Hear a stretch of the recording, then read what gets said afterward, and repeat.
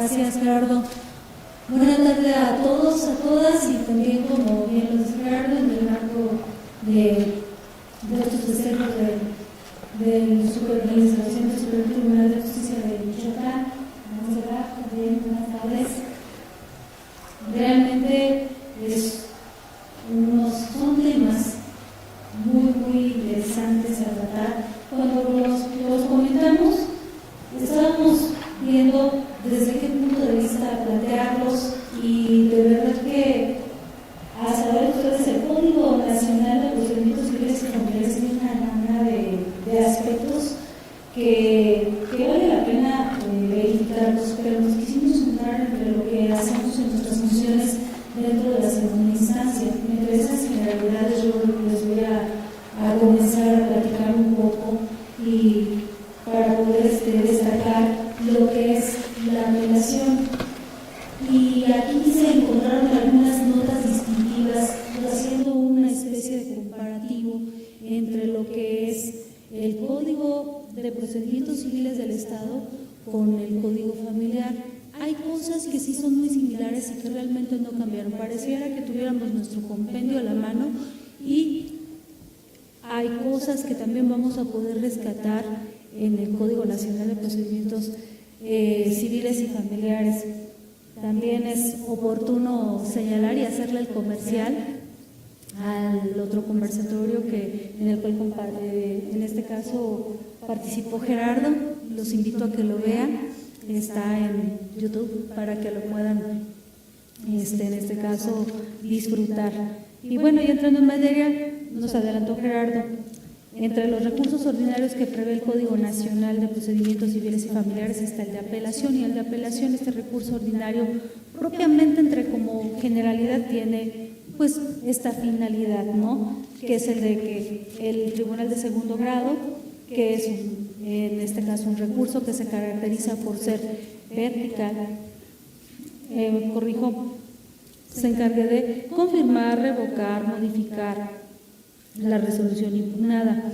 Pero también es importante señalar que uno de los aspectos que pude apreciar, y que en este caso lo comparto, tiene como una nota distintiva el que yo pude apreciar que se puede señalar conforme al artículo 907, que se asemeja un poco a la aclaración de sentencia, pero que podría subsanar el juez de primera instancia una cita errónea de fundamentación o que no haya influido en el sentido del fallo.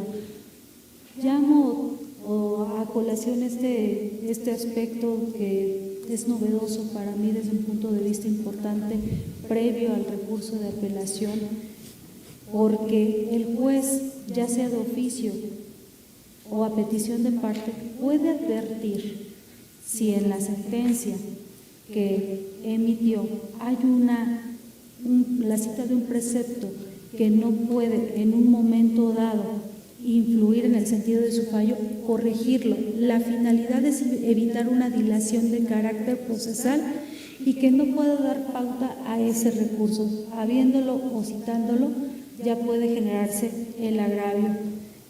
Aquí uno de los detalles que se puede constatar o generarse con el recurso de apelación es que se tienda, insisto, a que sus efectos serán siempre el de que se confirme, se revoque o se modifique la resolución impugnada. Pareciera no algo novedoso con lo que ya tenemos, sin embargo valga comentarlo. Que también tiene el Código Nacional de Procedimientos Civiles y Familiares. Contiene lo mismo que nosotros ya conocemos. Los efectos es el efecto devolutivo, y también admite la apelación en ambos efectos que tiene en ese sentido. Por lo que vea el efecto devolutivo, no voy a abundar del todo, más que para hacerla solamente la distinción en el sentido de que en el efecto devolutivo la apelación no suspende el procedimiento. Dicen, ¿es algo novedoso? En realidad, no. Voy a destacar lo novedoso en unos minutos. La apelación en ambos efectos suspende el procedimiento. ¿Es algo novedoso? No. pero sí tiene otro aspecto que sí quiero destacar. Cuando el juez de primera instancia, que lo prevé el Código Nacional de Procedimientos Civiles, es que tiene la posibilidad de resolver todo lo relativo a depósitos, embargos, rendición de cuentas y también a resolver medidas provisionales que se hayan decretado durante el juicio y cuestiones similares de urgencias. Yo veo esto bueno o rescatable y que prevé el Código Nacional de Procedimientos Civiles y Familiares y que no tenemos en la legislación local, ya sea en materia civil o familiar. Pienso más en la materia familiar, tratándose de medidas cautelares. Si me interponen el recurso de apelación y se admite en ambos efectos y que yo tengo una medida cautelar urgente que resolver, principalmente pienso en una custodia provisional, en una convivencia, el juez estaría en lo que se dé el curso o la remisión de las constancias para segunda instancia de resolver de manera pronta y efectiva.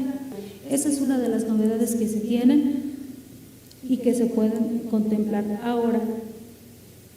Dentro de las generalidades de la apelación en ambos efectos que prevé este Código Nacional, está para los supuestos, se admite en contra de las sentencias definitivas, en los juicios escritos, por lo que ve a acciones colectivas, en los juicios ordinarios orales civiles.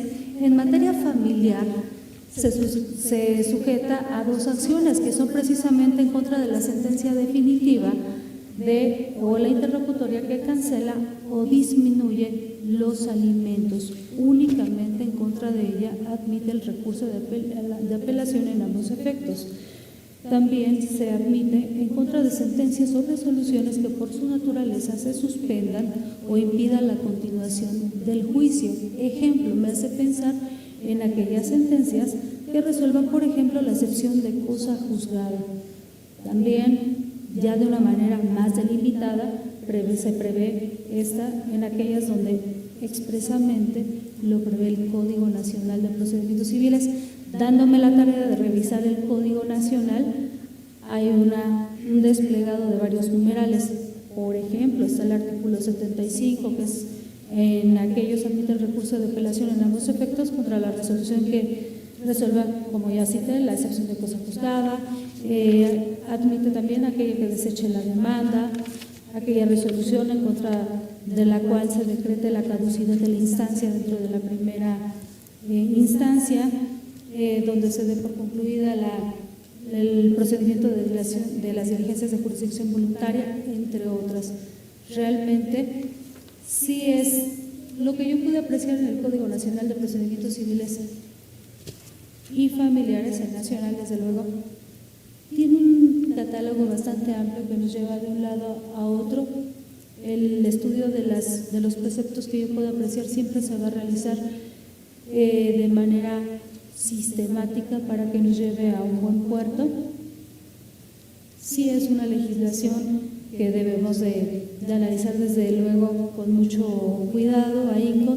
Se podría decir tenemos hasta el 1 de abril del 2027, sí, pero desde luego importa mucho empezar a trabajar, a analizarlo desde ese momento para poder empezar a comprender cuál es la visión de este compendio. Ahora, para la procedencia de la apelación en el efecto devolutivo, una de las cosas que yo pude apreciar es que para su procedencia se da en aquellas sentencias dictadas en los juicios sumarios especiales orales civiles. Ya tiene una amplia gama para considerar los juicios orales familiares, con excepción de los que se citaron para los de la apelación en ambos efectos, que en este caso, como ya se mencionó, son aquellas que resuelvan en sentencia definitiva la atinente a la cesación o a la disminución de pensión alimenticia. Tiene que ver la apelación, por lo que vea al efecto devolutivo, todo lo atinente al incidente de nulidad de actuaciones por defecto en el emplazamiento. Aquí se hace un hincapié y me llamó mucho la atención de que se enfatiza, se analiza mucho el emplazamiento, pero por cuanto ve al incidente, a la resolución que se dicta en el incidente y también a esa revisión oficiosa que obliga al órgano jurisdiccional o al titular del órgano jurisdiccional cuando la decreta de oficio. Quiere decir en este caso de que si el juez de primera instancia revisa oficiosamente el emplazamiento, lo decreta nulo, desde luego es apelable y en efecto devolutivo. El auto que tenga por contestada la demanda o no la demanda principal y también incluso la reconvencional también es apelable en este efecto. La sentencia interlocutoria que trasciende al resultado del fallo, pienso en una que se resuelva, por ejemplo, el litisconsorcio pasivo necesario o activo necesario, es un ejemplo, entre otras. El catálogo lo prevé el artículo 911. Entre otro de los aspectos que incluso no prevé ni el Código de Procedimientos Civiles para el Estado ni la legislación familiar, pero que conjuga ambas, el Código Nacional de Procedimientos Civiles y Familiares, y que lo destacó, es el que prevé el artículo 912. Me recuerda un poco a los efectos que se dan cuando se promueve el juicio de amparo. ¿Por qué? Porque si ya se mencionó que si la apelación en el efecto devolutivo no suspende los efectos de la resolución apelada, sí se puede excepcionalmente, y esa es la regla a ese caso, suspenderá la ejecución, o en este caso la apelación en el efecto devolutivo solo se suspenderá a petición de la parte interesada, pero dependiendo del supuesto. Y aquí en este caso, ahí estará condicionada que la parte que solicita será al interponer el recurso, pero tendrá que exponer los motivos para solicitar esa suspensión. Pero para poderla solicitar también debe de, en este caso, establecerlos, o se tendrá que fijar la garantía respectiva para efecto de que en este caso se fije la fianza, o bueno, previa fianza o a través del billete de depósito respectivo. Aquí hay un aspecto importante: la fianza se va a fijar por parte del juez a discreción del juez, y esto desde luego va a garantizarse pago de daños y perjuicios, los frutos o lo que se reclame en juicio. Pero también se puede dar un supuesto que también prevé la norma, de que si la otra parte no está de acuerdo en esa solicitud de la suspensión de la ejecución de la resolución apelada, tiene que entonces que proponer esa contra, se fijará la contragarantía.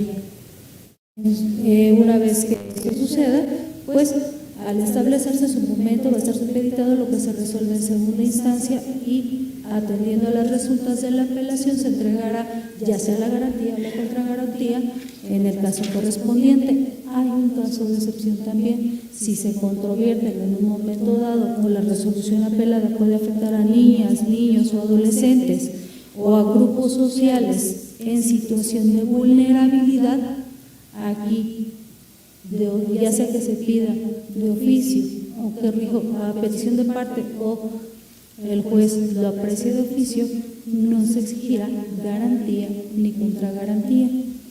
Se suspenderá la ejecución de la resolución impugnada.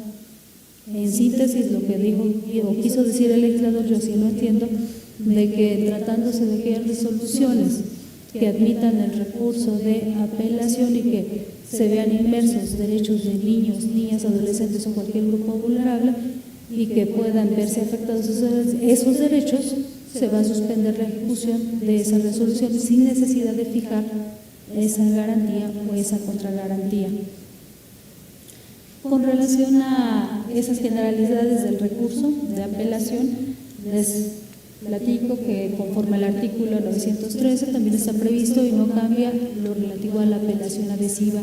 Conocemos en qué consiste, que en este caso prácticamente es quien obtiene resolución favorable, la puede entonces interponer, claro, al contestar sus respectivos agravios, puede hacer los adhesivos, y esto con la finalidad de perfeccionar la resolución que obtiene a su favor.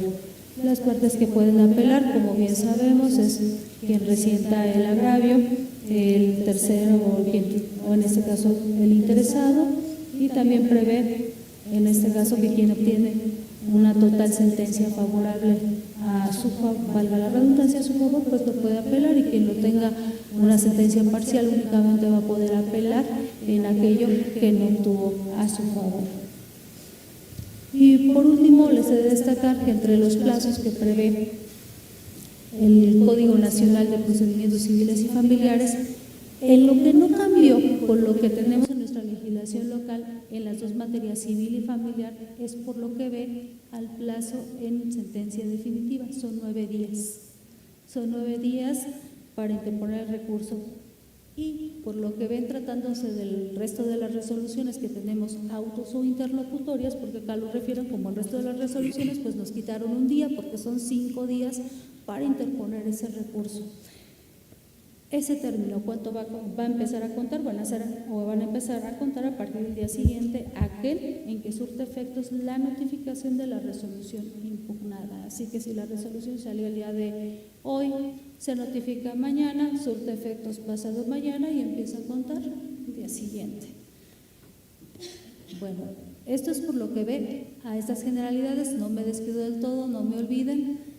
Le voy a pasar aquí la estafeta a Gerardo para que siga platicándoles un poquito más del recurso de apelación. Adelante, Gerardo. Gracias, Carmen. Bueno, yo les voy a comentar el trámite que de manera directa se hace ante el Tribunal de Apelación, específicamente en la apelación en contra de sentencias definitivas. Así, una vez calificado y admitido el recurso de apelación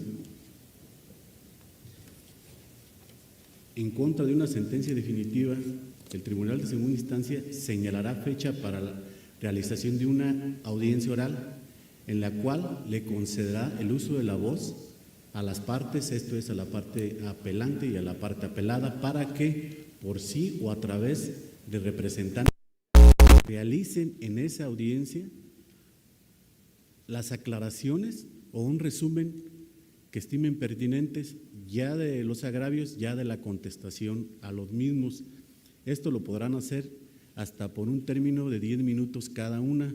Esta audiencia necesariamente deberá ser presidida por la persona magistrada ponente. Bien, una vez emitida y firmada la sentencia, dentro del término de los 3 días siguientes, se señalará fecha para una audiencia oral, en la cual el juez, rectifico, el magistrado o magistrada, explicarán la sentencia de manera breve, clara y concisa, utilizando un lenguaje común y precisando las razones de hecho y de derecho que motivaron el sentido de la sentencia. Es algo parecido a como lo vemos en materia mercantil. Bien, si no comparecen las partes, pues se hace necesario esa explicación de la sentencia. Las partes quedan notificadas, comparezcan o no, y dicha ejecutoria se mandará a notificar por los medios legales correspondientes. Una cuestión novedosa que me llama la atención en este nuevo procedimiento de la apelación es el relativo a que la parte apelante tiene la oportunidad de ofrecer pruebas para acreditar hechos supervenientes, para lo cual deberá, al momento de su ofrecimiento, esto es, al momento que interpone el recurso de apelación, precisar los puntos sobre los que van a verter las pruebas, los que necesariamente tendrán que tener relación con la cuestión litigiosa y esos hechos supervenientes, los que, como vemos, pueden acontecer después de emitida la sentencia de primera instancia y que de justificarse puedan impactar en el sentido de la ejecutoria que se pronuncie en el Tribunal de Apelación. Bien, contra ese ofrecimiento de pruebas para justificar hechos supervenientes, la parte apelada puede oponerse, argumentando lo que él estime pertinente, explicándole al juez por qué considera que no se deben de admitir, y esto lo tendrá que hacer al momento de contestar los agravios. En el auto de radicación de segunda instancia, la persona magistrada hará el pronunciamiento sobre si se admiten o no esos medios de convicción, tomando en cuenta para ello los motivos, los hechos que está narrando la parte apelante y los argumentos o contraargumentos que haya expuesto la parte apelada en el escrito de contestación de agravios.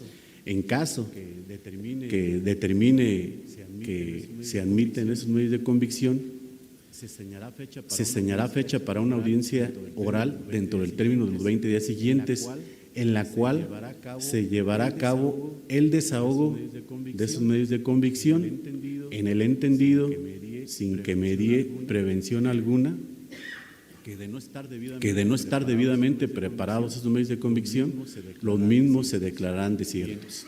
Bien, en caso de desahogo, una vez concluido dicha fase, se le concede el uso de la voz a las partes para que aleguen lo que a su interés convenga, para con posterioridad dejar el asunto citado para sentencia. Otra cuestión novedosa es que se establecen de manera clara los casos en los que procede de manera los casos en que procede suplir ya la deficiencia o ya la falta de agravios, y señala 3 casos. Dice, cuando el juicio verse sobre derechos que pudieran afectar a la familia, cuando en la contienda intervengan por lo menos un niño, una niña, un adolescente, obviamente con independencia del tipo de conflicto, materia civil o familiar, y cuando en el procedimiento de primera instancia se advierte que se cometieron violaciones a la ley que generó un estado de indefensión a cualquiera de las partes. En relación a este último supuesto hipotético, me viene a la cabeza el relativo a que cuando esté el magistrado revisando los agravios, advierta que una de las partes que no apeló y que resultó condenada no se le emplazó, o que el que se le practicó fue notoriamente deficiente, ahí es donde puede suplir la falta de agravios o en su caso la deficiencia para ordenar la reposición del procedimiento ante esa violación, incluso cuando advierta la falta de algún presupuesto procesal y que pueda afectar a alguna de las partes. Con esto termino mi participación en relación al recurso de apelación y le concedo el uso de la voz a la magistrada Montserrat. Gracias Gerardo. Carmelita, un gusto coincidir nuevamente.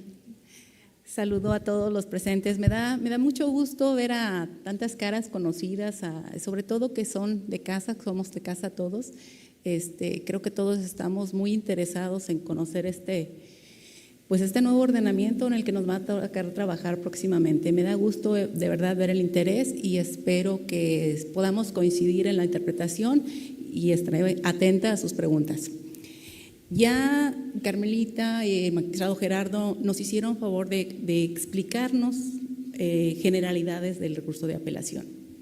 Como han advertido, pues conserva lo que es el objeto: confirmar, revocar, modificar la resolución apelada. Los efectos: devolutivo, suspensivo.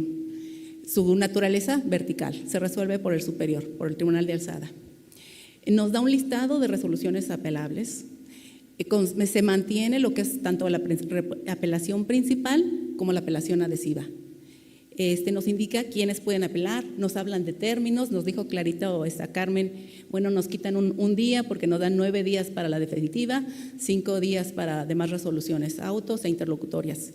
Nos marca un procedimiento desde la interposición ante el juez de primera instancia, su substanciación al Tribunal de Alzada y su resolución.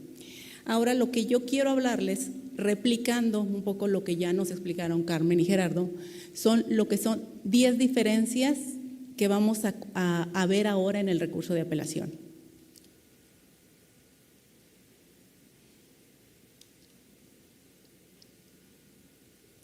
Esa sería la primera diferencia que hemos advertido. Ahora hay un tribunal colegiado de apelación.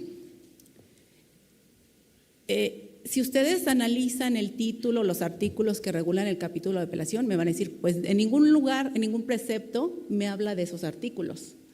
No me habla de que sea un tribunal colegiado de apelación, pero así lo infiero de la interpretación literal y sistematizada de los artículos 921 y 926.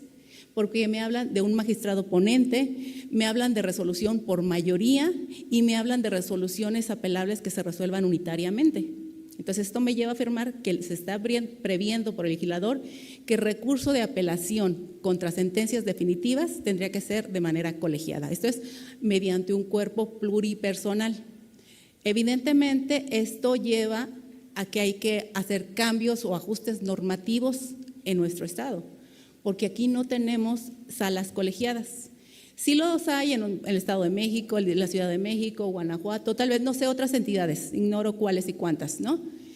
Pero este es un ordenamiento nacional y se pensó que la resolución de sentencias definitivas tenía que ser mediante un cuerpo pluripersonal. Esa sería la primera diferencia que vemos o novedad. La segunda, veo un trámite híbrido para la substanciación del recurso.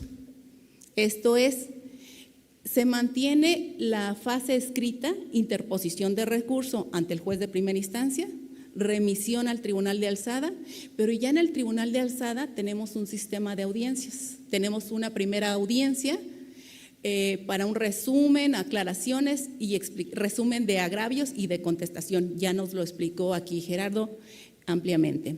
Y tenemos una segunda audiencia para citación de sentencia, ¿sí?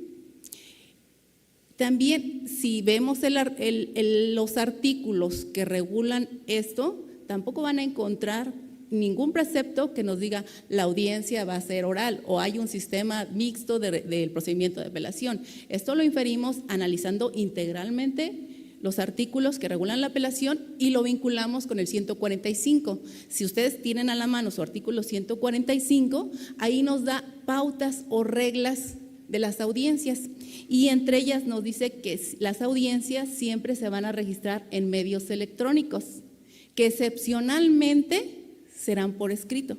Entonces es una audiencia oral que tendremos que registrar en audio y video, ¿sí? Ya nos explicó Gerardo la finalidad de las audiencias, repito, una es aclaraciones, resumen de agravios, contestación y la otra parte pues la explicación de la sentencia, entrega copias, notificación. Las partes quedan notificadas en la audiencia como tenemos en la materia familiar, en la materia mercantil, muy similar. Y se ordena su publicación en el medio de comunicación oficial. Esto es lo que tenemos aquí en la entidad, sería los estrados. Si no acuden las partes, pues quedan notificadas. Segundo punto. Vamos al tercero. Pautas expresas para el estudio de violaciones procesales. ¿Sí? No es algo que enteramente diferente a lo que hagamos en la práctica. La diferencia es que ahora lo tenemos expresamente regulado. Ahora, ¿qué hacemos, magistrados, magistradas? Cuando vamos a resolver un recurso, a emitir una sentencia de apelación, empezamos por razón de orden, método, obviamente por agravios procesales o de forma, y después los de fondo. No tendría caso analizar primero un agravio de fondo si una de forma debe de llevar a reponer procedimiento, pero eso no lo tenemos en nuestra norma. Lo hemos hecho pues por la práctica, la costumbre, como lo hemos venido haciendo así. Pero ahora ya nuestro código nos da pautas expresas. Nos dice, primero vas a analizar violaciones procesales. Si una resulta fundada, así lo vas a declarar. Se declara fundada esta violación procesal. Se reservará los agravios que se hagan valer contra la sentencia definitiva y se va a subsanar. Ya nos explicaban aquí mis compañeros de mesa que ahora el tribunal de segunda instancia es quien va a reparar esa violación. No hay un reenvío, se lo regreso al juez para que él repare la violación y continúe el procedimiento. Tampoco hay como tal una reposición de procedimiento, con la excepción de defecto en el emplazamiento. Ahí sí se ordena reposición de procedimiento. Trataré de ejemplificar, ¿no? Supongamos que en el procedimiento se ofrece una prueba testimonial, ¿sí? Pensemos en un juicio familiar, vamos a pensarlo por ahora como lo tenemos, ¿no? Porque todavía no entramos a procedimientos como está en el Código Nacional. Que en la audiencia preliminar se niega la admisión de una prueba testimonial. Se hace valer esa situación como agravio procesal con la apelación contra la sentencia definitiva. Se advierte que es fundada el juez o la jueza, el órgano de primera instancia, no debió desechar esa prueba testimonial. Entonces hay que repararla y admitir la prueba y desahogarla, se repara. Una vez reparada la violación procesal, se va a resolver ahora sí ya el fondo y resolver los agravios que se hechos valer contra la sentencia definitiva en cuanto al fondo. Entonces, si me expliqué correctamente y si lo entiendo yo como lo he explicado, hay 2 sentencias de segunda instancia, o puede haber 2 sentencias. O sea, nos suena un poco extraño porque no es lo que estamos acostumbrados, a la resolución del recurso, que en una sentencia se resuelvan violaciones procesales y en otra sentencia se resuelvan agravios de fondo, pero así está previsto por el legislador. Cuarto punto. También ya Gerardo nos explicó ampliamente este tema. Ahora la segunda instancia está prevista la admisión y desahogo de pruebas. Claro, no es libre, está condicionada. ¿A qué? A que se trate de apelación contra la sentencia definitiva, que se trate de hechos que se refieran, hechos ocurridos con posterioridad, esto es, supervenientes, que se especifique al hacer el ofrecimiento de la prueba los puntos sobre los que versa la prueba y que no sean extraños los hechos y los puntos, ¿sí? Entonces, esto es algo novedoso que no lo teníamos ni aquí en el Código Familiar ni en el Código de Procedimientos Civiles, ¿sí? Es algo, un punto nuevo. ¿Qué pasa si se considera que las pruebas deben de ser admitidas? Se va a señalar una audiencia por el Tribunal de Segunda Instancia para desahogar las pruebas admitidas. Se declaran desiertas aquellas que no sean debidamente preparadas por causas imputables al propio oferente. Se hacen alegatos verbales y se cita para sentencia. Quinto punto. Regulación de pautas expresas para la integración de un cuadernillo único de apelación. Es muy similar a lo que ya sí tenemos en el Código Mercantil. Ya sabemos, en la primera apelación, en ambos efectos, se va el expediente a la segunda instancia. En la apelación, en el efecto devolutivo, pues integras testimonio, se va el testimonio. Primeras apelaciones. En la segunda o ulteriores, solo se van a anexar las constancias posteriores y se van a integrar a un solo cuadernillo en la segunda instancia. Esto significa, desde mi punto de vista, que va a haber como un duplicado del expediente en la segunda instancia y que todas las apelaciones de un asunto tendrán que ser remitidas a un mismo órgano de segunda instancia, como lo tenemos en la materia mercantil, que también nos implica movimientos administrativos internos en los turnos, porque ahora pues el turno es aleatorio, un mismo asunto puede conocer diferentes salas, pero ahora no. Es que una sala conozca de una apelación de un asunto, deberá conocer de las subsecuentes. ¿En qué punto vamos? Quería ver si nada más estaban poniendo atención porque luego se me duermen. Ok. En la suspensión, en el efecto devolutivo. ¿Sí? Ahora, como lo tenemos aquí, a ver, ¿quién me ayuda? Cuando tenemos a una apelación en el efecto devolutivo, ¿quién solicita la suspensión? ¿Quién pide que se suspenda? El código nos dice, a ver, 600 y algo, 600. La apelación admitida en el efecto devolutivo suspende los efectos de la resolución. ¿Quién nos pide que se suspenda la ejecución de esa resolución que se está apelando? Exacto, el apelante. Pero aquí, no es el apelante, no, es la parte apelada, perdón, me dejé llevar por la cantidad de voces que escuché. El apelante no es quien le interesa que se ejecute. Realmente muchas veces se interpone la apelación, a veces con aras de entorpecer, de paralizar el procedimiento, de que no siga avanzando. Y esa es la parte apelada a la que le interesa que continúe el procedimiento. ¿Sí? ¿Sí vamos con eso? Bueno, pues aquí tenemos otro cambio. Es el apelante quien puede pedir la suspensión. ¿Sí? Y se está además de que es optativa, porque nos dice puede, no está obligado, está condicionada. ¿A qué? A que derive una ejecución que pueda causar un daño irreparable o de difícil reparación. Además, debe otorgar fianza y señalar con precisión los motivos. Y ya nos explicó Carmelita amablemente que no procede cuando se involucren derechos de niños, niñas y adolescentes o grupos sociales en situación de vulnerabilidad. ¿Sí? ¿Me di a entender la diferencia? Ahora el apelado es el que dice, no me suspendas mi procedimiento, te doy fianza para que continúe. Acá es el apelante el que va a decir, te doy fianza para que lo paralices. ¿Tiene sentido? Yo no lo había visto desde esa óptica. Me parece un acierto del legislador este tema, este punto. 7. La recusación subsiste, pero ahora solamente con causa. Si nos remitimos a los artículos 106 y 108, ahora en todo el ordenamiento solamente se prevé la recusación, pero con causa justificada.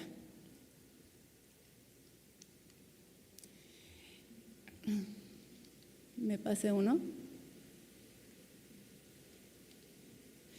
El 8, la novedad, me parece, las referencias expresas a testimonio electrónico y expediente digital.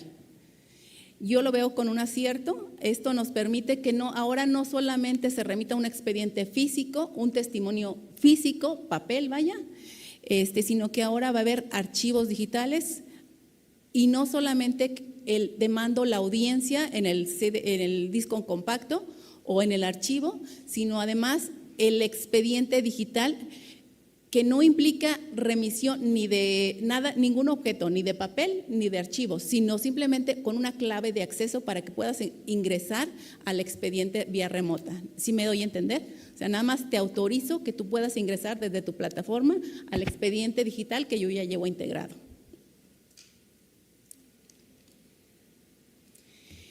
Firma electrónica.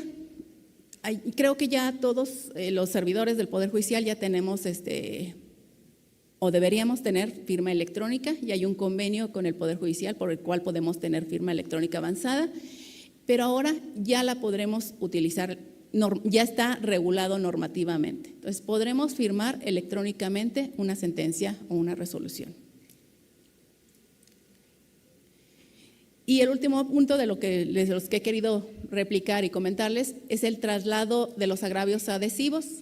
Hasta ahora no está regulado ni en el Código de Procedimientos Civiles ni en el Código Familiar.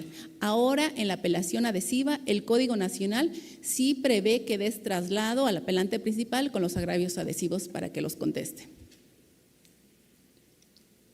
Y estos son los 10 puntos que advertimos con mis compañeros aquí de mesa, que es lo que es diferente en el Código Nacional de lo que tenemos en el Código Familiar y en el Código de Procedimientos. Le cedo el uso de la palabra aquí a Gerardo para que continúe y regresamos.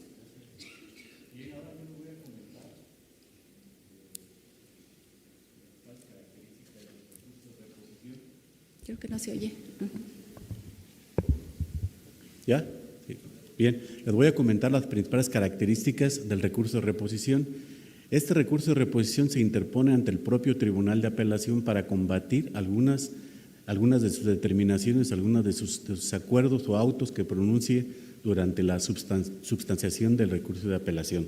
Bien, este recurso, uno de los supuestos que estableció el legislador contra lo que se puede interponer es en contra de la admisión del recurso y el efecto o efectos en que fue admitido, pues puede darse el caso que la parte apelada esté inconforme por haber sido admitido el recurso, calificado y admitido el recurso de apelación por el Tribunal de Segunda Instancia, y expresará los agravios correspondientes para combatir esa determinación. Otro supuesto es cuando no se admiten pruebas en segunda instancia, y como mencionó Monsi, como mencioné en mi primera intervención, como recuerdan, ya existe la posibilidad que en segunda instancia puedan ofrecer pruebas, pero única y exclusivamente para demostrar hechos supervenientes, y dichos medios de convicción, lo reitero, tendrán que estar encaminados a demostrar esos hechos sobrevenidos y que tengan relación directamente con la cuestión a debatir.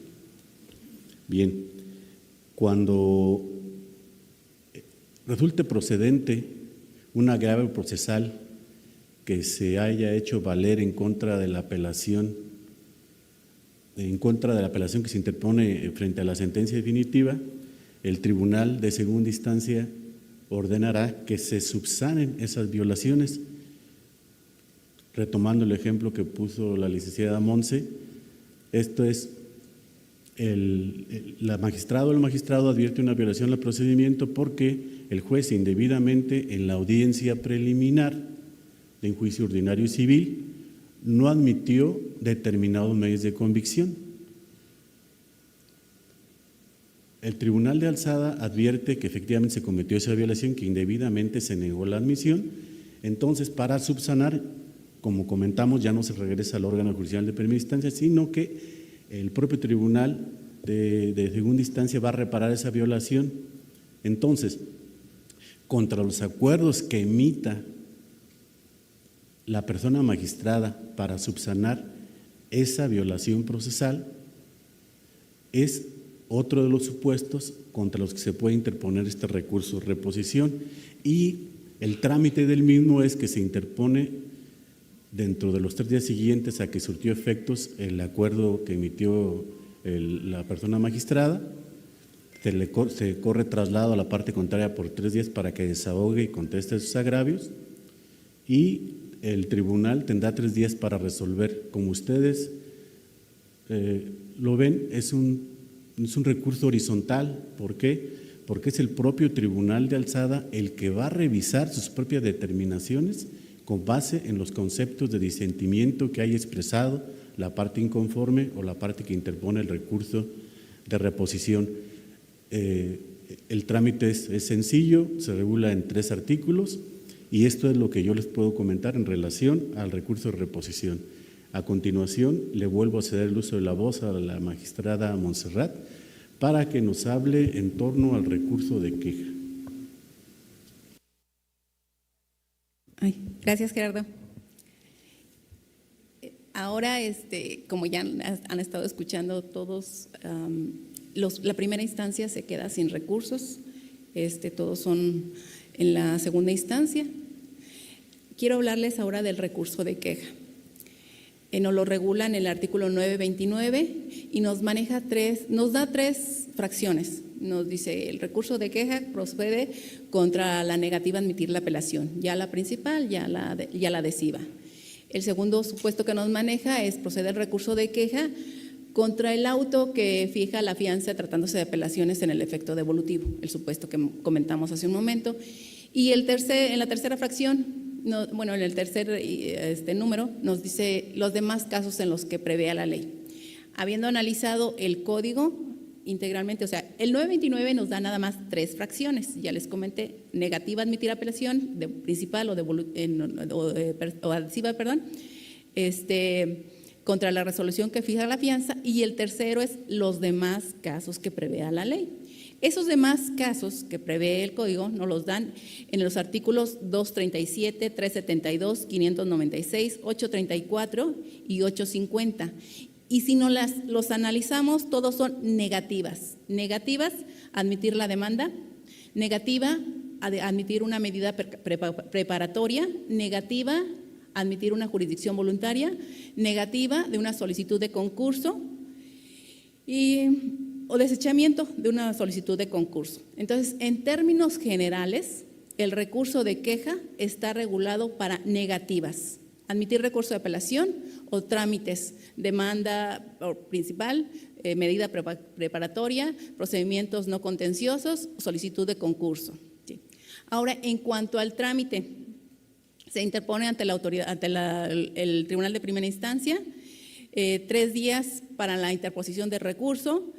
Se expresan los agravios en el mismo escrito en el que se interpone el recurso, se remite a la alzada dentro del término de 5 días, y el Tribunal de Segunda Instancia cuenta con el término de 8 días para resolver.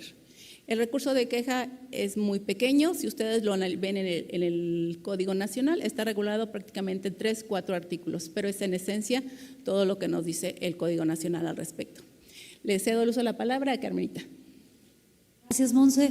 Bueno, yo les decía que no me olvidara porque, me toca cerrar con parte de las funciones de lo que es la segunda instancia y pues un tema que es novedoso para nosotros, que es la revisión de oficio del procedimiento de adopción. Y miren que pensando en este tema de revisión de oficio del procedimiento de adopción, que de hecho es un tema bastante importante y que creo que sí era necesario que se incorporara por lo delicado del tema, que hablando de revisiones oficiosas, cabe hacer pues ahora sí que menciona el comentario, en segunda instancia sí hacemos revisiones oficiosas. Como bien se sabe, la revisión oficiosa que hacemos hoy en día son de las rectificaciones de las actas del Estado Civil, trátese de, en este caso, los juicios especiales.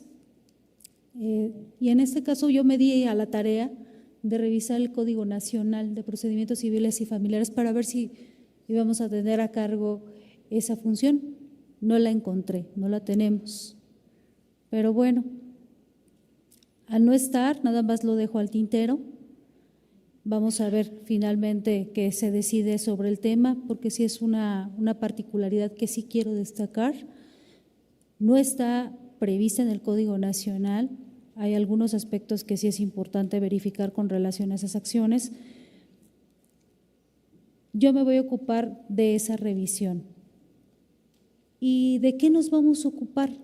El artículo 649 del Código Nacional de Procedimientos Civiles y Familiares nos permite verificar que efectivamente es un trámite de carácter vertical que establece precisamente que le corresponde a la autoridad jurisdiccional de segunda instancia resolver sobre esta sentencia o esta resolución de primera instancia que apruebe la adopción. ¿Y cuál es la finalidad según ese precepto?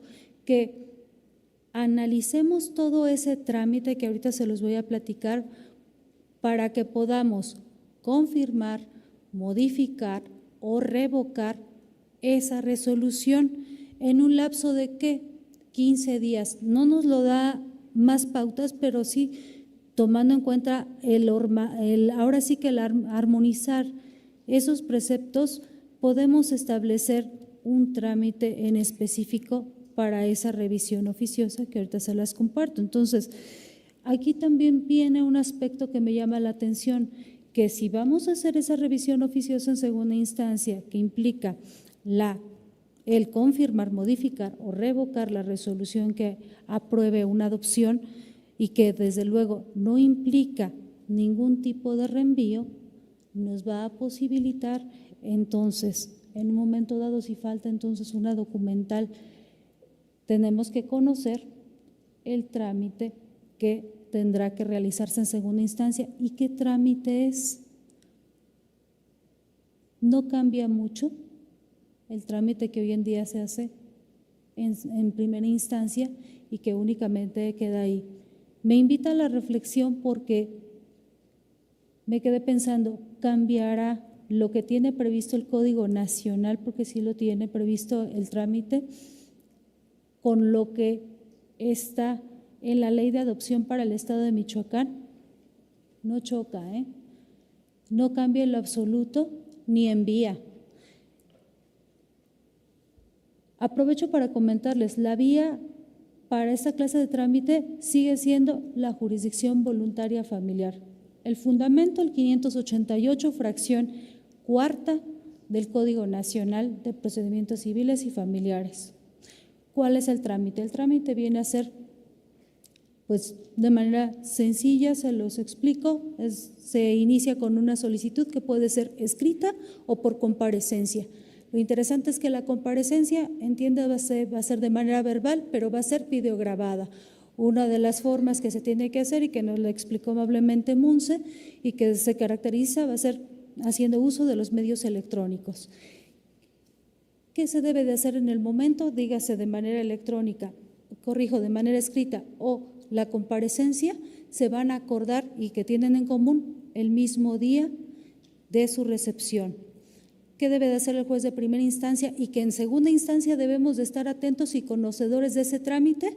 Tenemos que verificar que sí se haya llamado al representante del Sistema de Desarrollo Integral de la Familia local, en este caso, en ese sentido también al agente del Ministerio Público de la adscripción, y si la persona que asistió, que es el solicitante de la adopción, haya sido o haya comparecido con asistencia o representación legal, o en su defecto, si no compareció con representación legal, que el juez de primera instancia le haya, en este caso, designado una persona defensora pública que le haya proporcionado, valga la redundancia, esa asistencia de manera efectiva y gratuita en su respectiva comparecencia. También, en caso de que hubiese, tratándose del tipo, dependiendo del tipo de adopción, en este caso de la simple, y que se haya prestado el consentimiento y que hayan comparecido las personas que van a otorgar ese consentimiento, tendrán también que ratificar desde el momento de la solicitud, aspecto importante que tendríamos que revisar desde segunda instancia. Todos esos detalles se tienen que advertir para revisar oficiosamente. Después de eso, tenemos que constatar los requisitos que se deben de acompañar a esa solicitud. Lógicamente, todas las partidas natales, tanto de la persona a adoptar, quienes son también los respectivos adoptantes. También se toma en cuenta las exigencias que prevén las legislaciones locales. Se requiere también de nombres y domicilios de las personas adoptantes, de las personas que se pretenden adoptar, también de quienes podrían oponerse a la adopción según sea el caso del tipo de adopción. Aclaro que en este caso podrían ser quienes estén o ejerzan la patria potestad o estén en aptitud de poderla ejercer, o quien lleve a cabo o tengan a su cargo la guardia y custodia de hecho o de derecho de la persona a adoptar, y también tiene que expresar los hechos que motivan la solicitud. Ojo, muy importante aquí, el certificado de idoneidad. Eso ya lo sabemos, también está en nuestra ley de adopción, pero tiene una nota distintiva. Se tiene que acompañar, además del certificado de idoneidad, el expediente administrativo que dio origen al propio certificado, pero además una copia certificada de cada uno de los dictámenes que dieron origen al mismo, y exige los psicológicos, los sociológicos, los médicos y el socioeconómico correspondiente, pero tiene una finalidad importante porque el trámite lo va a exigir, y lo traigo a cuenta porque va a pegar en lo que viene a ser la revisión de oficio. Una vez reunidos estos requisitos, se da pauta a lo que es la admisión, y al admitirse, lógicamente, el juez de primera instancia va a tener que dar vista nuevamente al Sistema de Desarrollo Integral de la Familia, claro, por conducto de su representante, que es al que nosotros llamamos los tutores, dar vista a la gente del Ministerio Público, dar la vista correspondiente en este caso a cualquiera de las personas que pueden oponerse y que están previstas en la fracción tercera del artículo 645 del Código Nacional de Procedimientos Civiles y Familiares.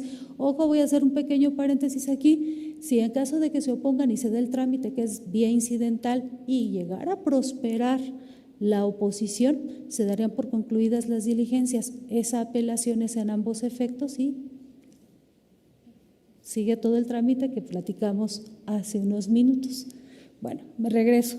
Si no prospera, continúa el trámite de adopción. Aquí hay un aspecto que no debe saltarse nunca y que también podría ser en un momento dado motivo de revisión.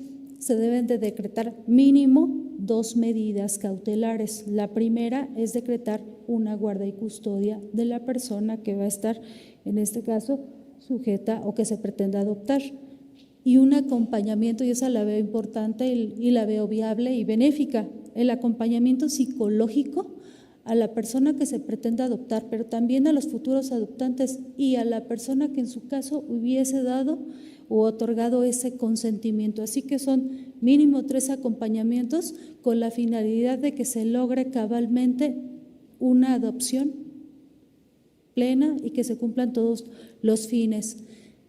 Seguido esto, el juez de primera instancia tendría que fijar dentro del término de 15 días hábiles siguientes el señalar una fecha para el desahogo de una audiencia donde tenga que comparecer la persona a adoptar, que en términos simples o sencillos es la escucha de la persona a adoptar, que en este caso son personas menores de edad, ya sea dígase del niño, niña o el adolescente. No te lo dice ahí, pero lógicamente sería con todas las formalidades que todos conocemos para esa clase de escucha. Llevándose a cabo esa escucha con todas esas formalidades, se daría o tendría que señalar la persona juzgadora de primera instancia, señalar dentro de 5 días hábiles siguientes la celebración de una audiencia especial. En esa audiencia especial tendría aquí que considerar un aspecto importante y viene a colación lo que les mencioné de la copia certificada del expediente. Dependiendo, y aquí tendría que obligar a la persona juzgadora de primera instancia e importa mucho para la revisión de la segunda instancia, darle una muy buena lectura a esos dictámenes, que es lo que va a originar o motivar la aprobación de la adopción, el que pueda citar a las personas que emitieron ese dictamen. Ahí va a ser a discreción el juez o la jueza de primera instancia podría citar a esa audiencia especial a quienes emitieron esas opiniones técnicas.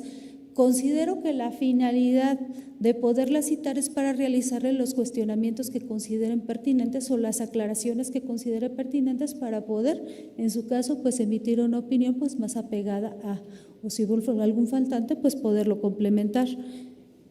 Confieso que en su momento, y lo estuvimos platicando aquí con Monza y con Gerardo, un orden que viene ahí en el segundo párrafo del artículo 648, que habla sobre las etapas de esa audiencia especial, porque comienza con lo que ve a los alegatos, después el desahogo de pruebas y el dictado de la sentencia de manera oral. Y se podría entender que en una lectura muy ligera se diría alegatos, primero los alegatos y después el desahogo de pruebas, pues pensando en la forma en cómo se tiene planeado o cómo se ve o cómo se aprecia este tipo de audiencias, pues se estaría pensando en alegatos de apertura o lo que viene haciendo pues una especie de enunciación de litis. Entonces, interpretándolo de esta manera, pues esos alegatos de apertura como etapa o fase dentro de esta audiencia especial, tenemos que tener cuidado al momento de hacer esa revisión oficiosa. Después verificar el pleno desahogo de las pruebas que fueron aportadas para que después el juez o la persona juzgadora de primera instancia emita de manera oral su sentencia. Y una vez que emite esa sentencia, después de 3 días, remitirá a la segunda instancia esa sentencia junto con todas las constancias y desde luego el material video grabado o en este caso ya todo el expediente electrónico, según vamos a esperar la expectativa, justicia digital a final de cuentas, para que podamos desplegar nuestro trabajo. Pensando en cómo lo podría trabajar en segunda instancia, recibimos todo ese expediente digital, vamos a pensar en esa expectativa buena que se haría en segunda instancia, recibimos, nos abocamos, considero oportuno dar el término respectivo que prevé el mismo Código Nacional de Procedimientos Civiles y Familiares para que puedan en su momento ya sea recusarme, y la recusación, como también lo comentó la magistrada Montserrat, es con expresión de causa.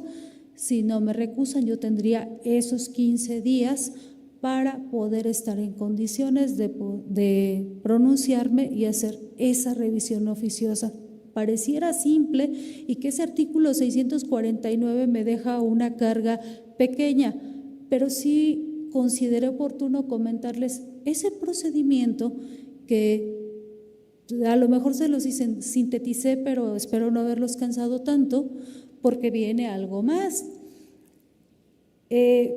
Haciendo la interpretación del resto de los artículos, si viene algo interesante, ¿qué más podría hacer en esa revisión oficiosa para efectos en el dictado de la sentencia? Ya a lo mejor vamos a pensar les digo yo, en bonito, la confirmé, autorizo la adopción. El juez de primera instancia verificó que sí, o la jueza, sí se colmaron todas esas exigencias, vamos a dar paso y digo, bueno, se confirma. ¿Qué sigue después de eso? ¿Qué puedo yo decir en mi sentencia además del confirmarla? Hay una previsión que me gustó y me parece interesante y que expresamente ya está en el Código Nacional. El que se ordene que se emita una sentencia de formato de lectura fácil para las personas adoptadas y esto será a cargo del erario público, es decir, libre de impuestos fiscales, así como las copias certificadas y los oficios necesarios para que se realice la inscripción de la adopción. Me quedé pensando, bueno, ¿eso lo vamos a hacer en segunda instancia o lo tendría que hacer en la primera instancia? Necesariamente tendría que ser en la primera instancia, pero porque la pauta me la da, porque también se tendría que hacer, considero yo, la acotación de que se impone desde ese momento también este código la obligación de que en la primera instancia se le dé un seguimiento en la etapa de ejecución por 3 años siguientes a que la autoridad jurisdiccional se esté revisando constantemente los informes por parte del Sistema Nacional del Desarrollo Integral de la Familia o en su caso los locales, de que se esté dando ese seguimiento de manera efectiva a la adopción. Es decir, que aún así, en la primera instancia estén requiriendo por 3 años al Sistema de Desarrollo Integral de la Familia de que la adopción esté surtiendo plenamente esos efectos, lo que obligaría también en ese momento tener a lo mejor algún tipo de registro para que ello se vaya colmando. Esto también yo creo que es importante para traerlo a cuenta. Ese es el trabajo que podríamos hacer en este aspecto que se considera novedoso. Hasta aquí también mi intervención y que incumbe mucho trabajo en segunda instancia, pero desde luego viene enlazado invariablemente con lo que es la primera instancia. También me da mucho gusto ver tantas caras conocidas. Yo concluyo participación y concedo el uso de la voz aquí al compañero Gerardo Monse. Gracias. Gracias. Agradecemos la intervención de nuestros disertantes. Ahora abrimos un bloque de preguntas y respuestas. Quien tenga una duda o comentario sobre los aspectos abordados en la intervención de los panelistas, favor de levantar su mano y mis compañeros de apoyo asistirán a sus lugares con una tarjeta donde podrán plasmar sus preguntas, dudas o inquietudes sobre el tema abordado y serán respondidas por los integrantes del panel.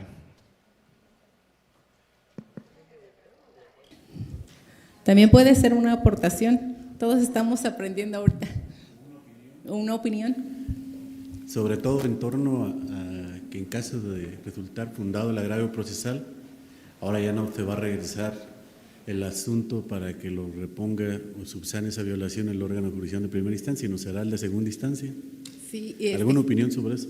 Sí, Gerardo, si me permites, yo he platicado, lo comentamos aquí con los compañeros, que esto es un poco… requiere, desde mi punto de vista, un poco de análisis, qué tanto se afectaría a las partes, un poco allí el debido proceso, el derecho al recurso, no sé, digo, es muy prematuro, pero veo que sí puede causar un cierto perjuicio a las partes el que no haya una reposición como tal de procedimiento por, digamos, una violación cometida en la etapa probatoria que no se no se retrotraigan los efectos de la violación hasta el momento en que se cometió, sino que se repare y continúe en la resolución del recurso de apelación. Digo, es nada más mi punto de vista que quería compartir. Adelante.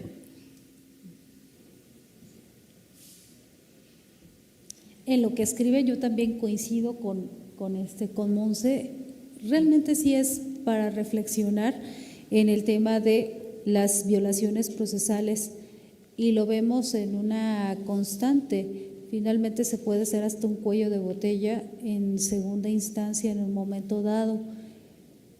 Lo hablo por ejemplo, en una mayor medida, sabemos la carga de trabajo, por ejemplo, en lo que es la materia familiar, con la serie de pruebas que desde un punto de vista a veces hasta subjetivo se pueden estar requiriendo y que puedan estar generando dilaciones importantes y se pueden estar atribuyendo a descuidos o no descuidos, o finalmente puede considerarse al final de cuentas esa segunda instancia que es el órgano revisor hacer también esa labor, sí, de primera instancia. No aclaro que no se quiera trabajar en la segunda instancia, pero sí va a tornar un retraso en la pronta administración de justicia, dependiendo incluso de la etapa procesal en lo que se pueda generar. De hecho, Gerardo llegó a comentar un ejemplo importante. Y si la violación procesal se da, por ejemplo, en una falta de contestación de demanda, o si no se emplazó debidamente a una persona y se repara desde la segunda instancia y nosotros comenzar desde ahí. Entonces, es solamente un punto de reflexión porque eso nos permite dar eso se comprende de lo que establece el Código Nacional de Procedimientos Civiles. Adelante. Carmen, si me permites, sí. Ahorita que te escucho, se me vino a la mente un supuesto que conocí hace poco, donde se niega la contestación de la demanda por considerar que era extemporánea. Y en la apelación se me hace valer como agravio procesal el que la certificación, el cómputo que se hizo fue incorrecto. Realmente la persona sí estaba contestando oportunamente. Entonces, la violación procesal que se me hizo valer en la segunda instancia, ahora en el sistema conforme a nuestro Código Civil, procedimientos civiles, fue fundada, se ordenó, pues obviamente, reponer procedimiento, retrotraer los efectos al tiempo en que se cometió la violación. Esto es, se tiene por contestada la demanda. Esto trae implicaciones. Cuando se aperturó el juicio de prueba en ese momento, él no había contestado la demanda, no había hechos, digamos, controvertidos de qué iban a versar las pruebas, cómo se iban a desahogar sus pruebas, pero ahora, conforme al Código Nacional, ¿qué pasaría en un supuesto así? ¿Qué opinan ustedes? ¿Sería válido que simplemente la sala dijera, bueno, es fundada la violación procesal que me haces valer, se repara, te tengo por contestada la demanda y ahora cito para resolver dictar sentencia definitiva? ¿Qué pasa ahí? Yo creo que sí hay que analizar muy cuidadoso eso. El legislador solo nos dio una excepción, el emplazamiento. Cuando sea el emplazamiento, sí regrésalo a la primera instancia y que se reponga todo el procedimiento. Es el único supuesto que expresamente regula. Pero creo que hay otros que me atrevería a pensar que deberíamos tener más cuidado al tomar una decisión.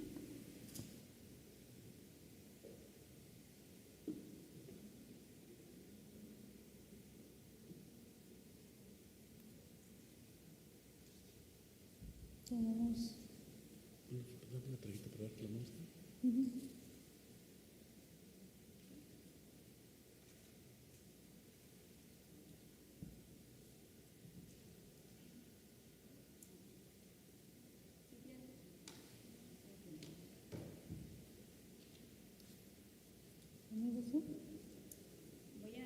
Voy a comenzar yo, si me permiten. Si me permiten, empiezo. La pregunta dice, está en los términos siguientes. En el recurso de queja, ¿cuáles son los artículos relacionados al punto que señala en los demás casos? Repito, cuando hablé del recurso de queja, señalé que el artículo 929 nos señala 3 fracciones. Primera fracción, procede el recurso de queja contra la negativa apelación, apelación o principal o adhesiva. Segunda fracción, contra el auto resolución que fija la fianza en tratándose de la apelación en el efecto volutivo. Y la tercera fracción que mencioné dice en los demás casos que prevea la ley. Yo les mencionaba que vi el Código Nacional y advertí que son los siguientes artículos, que son los que se me preguntan. Es el artículo 237, que se refiere cuando no se da curso a la demanda. El 372, cuando no se da curso a una medida preparatoria. El 596, cuando se niega la admisión de una jurisdicción voluntaria. El 838, cuando se desecha una solicitud de concurso civil. Y el 838 es cuando no se admite y el 850 es cuando se desecha por no haber cumplido con una prevención. Y les decía yo entonces, digamos que la clave para saber cuándo procede la queja es cuando niego.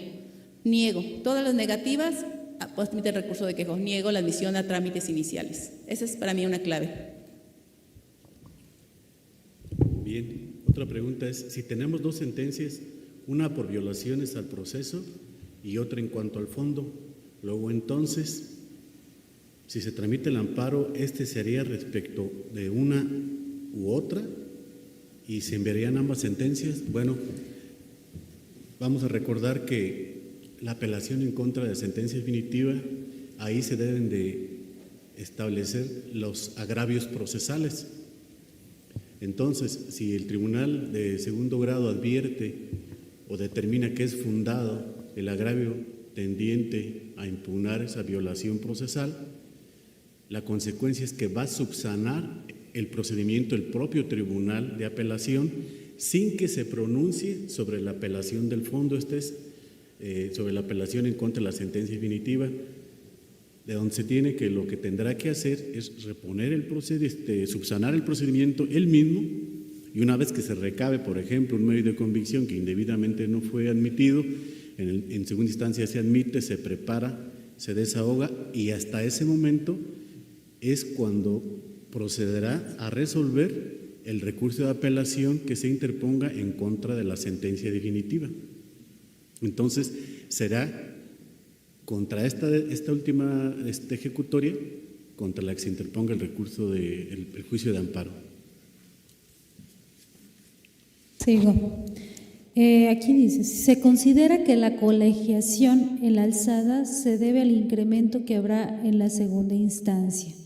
Bueno, cuando se habló sobre la colegiación de la alzada, bueno, fue una observación que comentó la magistrada Montserrat, eso se entendía de la interpretación del Código Nacional de Procedimientos Civiles y Familiares en cómo habrá de resolverse, cosa que no sucede aquí en el estado de Michoacán. No hay, aquí solamente hay salas unitarias. Aquí estaríamos pensando, a diferencia de lo que es el Estado de México, el Distrito Federal, que allá son salas colegiadas, aquí se tendría en un momento dado que pensar en una reestructura o hacer una adecuación nosotros en nuestra normativa para poder resolver. Yo lo vería complejo, son 9 salas civiles, ahorita estamos 7 en funciones, para poder resolver de manera colegiada. Tendríamos que ver ya sea un reparto en expedientes o en tocas para poderlo hacer, y si no se ajusta, tendríamos que ver la forma de cumplir en la medida que nos fuese posible. Aquí esto por la forma en que está previsto de manera plural. Otra pregunta es en torno a qué tanto afectaría a los recursos humanos o materiales la creación de tribunales colegiados de apelación. Bien, pues materialmente creo que se requiere pues un presupuesto considerable para echar a funcionar este nuevo sistema. Entonces se van a ocupar recursos económicos suficientes. Y la cuestión humana, pues pienso que con las personas que estamos trabajando se puede satisfacer de inicio el arranque de estos tribunales de apelación. Ya con el tiempo pues ya se verá y seguramente se requerirán más tribunales.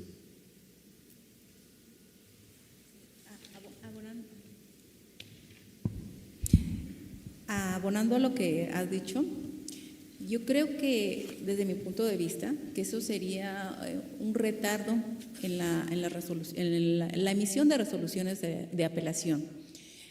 Pensemos el día de hoy, a lo mejor la magistrada Carmelita dictó 3 sentencias, Gerardo 3 sentencias, yo 3 sentencias.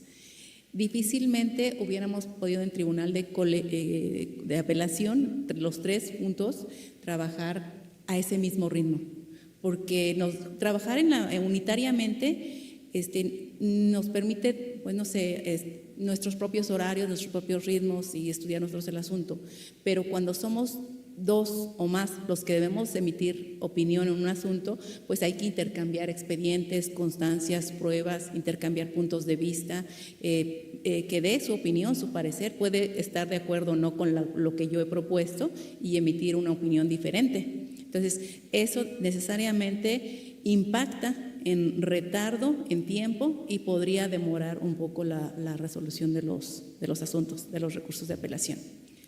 Se me ha pasado una pregunta. Me habla de la suspensión de oficio de los efectos de la resolución apelada.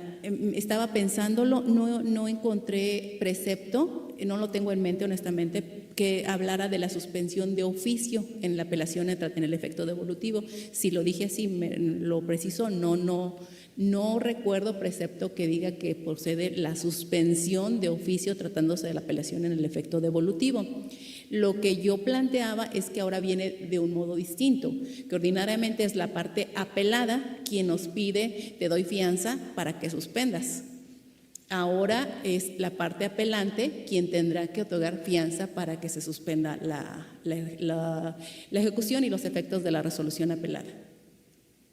Abonando un poquito con la respuesta que da la magistrada Monse, nada más es tratándose de niños, niñas y adolescentes.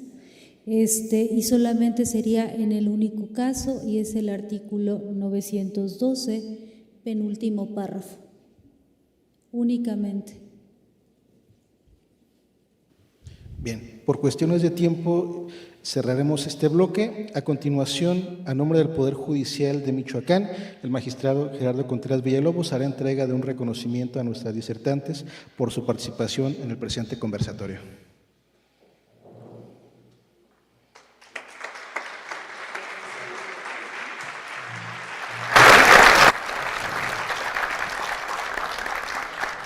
También le pedimos a la magistrada Montserrat Pérez Marín que haga un reconocimiento al magistrado Gerardo Contreras por su valiosa contribución en este espacio.